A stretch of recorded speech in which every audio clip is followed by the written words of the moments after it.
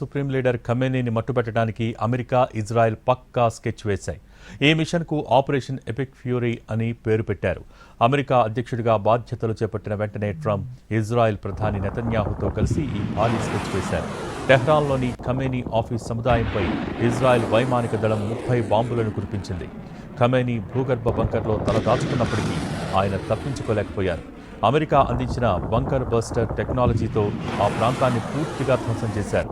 ఈ దాడిలో ఖమేనీతో పాటు ఆయన కుటుంబ సభ్యులు, ఇరాన్ రక్షణ మంత్రి, రెవల్యూషనరీ గార్డ్స్కు చెందిన కీలక కమాండర్లు కూడా మరణించారు. అమెరికాకు చెందిన అత్యంత అధునాతన ఇంటెలిజెన్స్ ట్రాకింగ్ సిస్టమ్స్ ద్వారా ఖమేనీ కదలికల్ని సెకనుకు పర్యవేక్షించారు. ఇరాన్ వైమానిక రక్షణ వ్యవస్థలు గుర్తించలేని విధంగా ఈ మెరుపు దాడి సాగింది. సాధారణంగా ఇలాంటి దాడులు రాత్రి వేళల్లో జరుగుతాయి, కానీ శత్రువు ఊహకు అందకుండా ఈ ఆపరేషన్ను పగటిపూటే నిర్వహించారు. పగటిపూట అకస్మాత్తుగా ఈ దాడి చేయటం వల్ల ఇరాన్ రక్షణ వ్యవస్థలు దీనిని పసిగట్టలేకపోయాయి. ఇరాన్ నిఘా వ్యవస్థల్ని బోల్తా కొట్టించడానికి ఈ వ్యూహాన్ని పకడ్బందీగా అమలు చేశారు. ఈ ఆపరేషన్ మొత్తాన్ని ట్రంప్ స్వయంగా వార్ రూమ్ ద్వారా పర్యవేక్షించారు. ఖమేనీ ఎక్కడ ఉన్నాడో పక్కాగా గుర్తించి ఇజ్రాయెల్తో కలిసి వ్యూహాత్మకంగా దాడి చేశామన్నారు ట్రంప్. ఖమేనీ కానీ, అతనితో పాటు ఉన్న ఇతర నాయకులు కానీ నిఘా వ్యవస్థల నుంచి తప్పించుకోలేకపోయారన్నారు. తమ మెరుపు దాడితో వారు ఏమీ చేయలేకపోయారని ట్రంప్ పేర్కొన్నారు. ఖమేనీ మరణించినప్పటికీ ఇరాన్ అణ్వాయుధాలను నిర్వీర్యం చేయటం, మిడిల్ ఈస్ట్లో శాంతిని స్థాపించడం అనే లక్ష్యం నెరవేరే వరకు ఈ పిన్ పాయింట్ బాంబింగ్ కొనసాగుతుందని ట్రంప్ స్పష్టం చేశారు. ఇరాన్ సుప్రీం లీడర్ ఖమేనీని మట్టుబెట్టడానికి అమెరికా, ఇజ్రాయెల్ పక్కా స్కెచ్ వేశాయి. ఈ మిషన్కు ఆపరేషన్ ఎపిక్ ఫ్యూరీ అని పేరు పెట్టారు. అమెరికా అధ్యక్షుడిగా బాధ్యతలు చేపట్టిన వెంటనే ట్రంప్ ఇజ్రాయెల్ ప్రధాని నెతన్యాహుతో కలిసి ఈ భారీ స్కెచ్ వేశారు. టెహ్రాన్లోని ఖమేనీ ఆఫీస్ సముదాయంపై ఇజ్రాయెల్ వైమానిక దళం 30 బాంబులను కురిపించింది. ఖమేనీ భూగర్భ బంకర్లో తలదాచుకున్నప్పటికీ ఆయన తప్పించుకోలేకపోయారని అన్నారు. ఇక అమెరికా అందించిన బంకర్ బస్టర్ టెక్నాలజీతో ఆ ప్రాంతాన్ని పూర్తిగా ధ్వంసం చేశారు.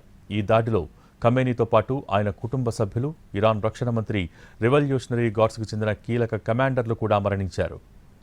అమెరికాకు చెందిన అత్యంత అధునాతన ఇంటెలిజెన్స్ ట్రాకింగ్ సిస్టమ్స్ ద్వారా ఖమేనీ కదలికల్ని సెకనుకు పర్యవేక్షించారు.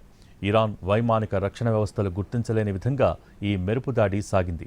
సాధారణంగా ఇలాంటి దాడులు రాత్రి వేళల్లో జరుగుతాయి, కానీ శత్రువు ఊహకు అందకుండా ఈ ఆపరేషన్ను పగటిపూటే నిర్వహించారు. పగటిపూట అకస్మాత్తుగా ఈ దాడి చేయటం వల్ల ఇరాన్ రక్షణ వ్యవస్థలు దీనిని పసిగట్టలేకపోయాయి. ఇరాన్ నిఘా వ్యవస్థల్ని బోల్తా కొట్టించడానికి ఈ వ్యూహాన్ని పకడ్బందీగా అమలు చేశారు. ఈ ఆపరేషన్ మొత్తాన్ని ట్రంప్ స్వయంగా వార్ రూమ్ ద్వారా పర్యవేక్షించారు. ఖమేనీ ఎక్కడ ఉన్నాడో పక్కాగా గుర్తించి ఇజ్రాయెల్తో కలిసి వ్యూహాత్మకంగా దాడి చేశామన్నారు ట్రంప్. ఖమేనీ కానీ, అతనితో పాటు ఉన్న ఇతర నాయకులు కానీ నిఘా వ్యవస్థల నుంచి తప్పించుకోలేకపోయారని అన్నారు. తమ మెరుపు దాడితో వారు ఏమీ చేయలేకపోయారని ట్రంప్ పేర్కొన్నారు.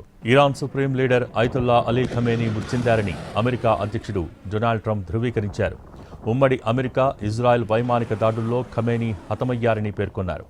ఖమేనీ చరిత్రలోనే అత్యంత దుర్మార్గుల్లో ఒకరని ట్రంప్ తన ట్రూత్ సోషల్ పోస్ట్లో తెలిపారు.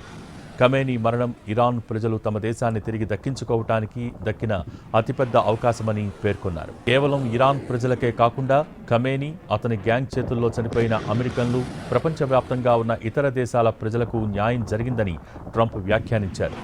అమెరికా ఇంటెలిజెన్స్, అత్యంత అధునాతన ట్రాకింగ్ సిస్టమ్స్ నుండి ఖమేనీ తప్పించుకోలేకపోయారని తెలిపారు. ఇజ్రాయెల్తో కలిసి చేసిన ఈ ఆపరేషన్లో ఖమేనీ కానీ, అతనితో పాటు చనిపోయిన ఇతర నాయకులు కానీ ఏమీ చేయలేకపోయారని తెలిపారు ట్రంప్. ఖమేనీ మరణించినప్పటికీ మధ్యప్రాచ్యంలో శాంతిని స్థాపించే లక్ష్యం నెరవేరే వరకు ఇరాన్పై ఖచ్చితమైన లక్ష్యాలతో కూడిన బాంబింగ్ నిరంతరాయంగా కొనసాగుతుందని ట్రంప్ స్పష్టం చేశారు.